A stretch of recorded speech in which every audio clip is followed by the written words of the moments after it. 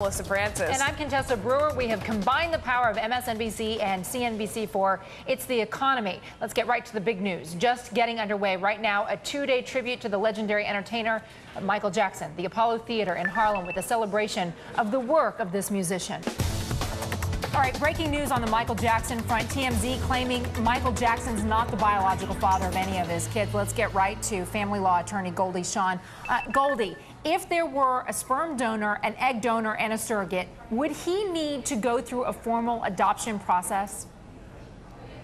No, he wouldn't need a formal adoption process if it wasn't an in vitro type of birth. He would still be the father. There's no real need for an adoption process, and it's not unusual for that not to occur.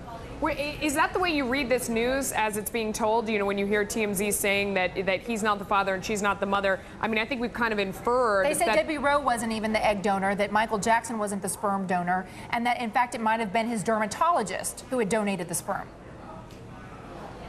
At this point, it really doesn't matter who the biological parents really were. Michael Jackson held these children out as his children, and therefore he is the parent regardless of the biology of it.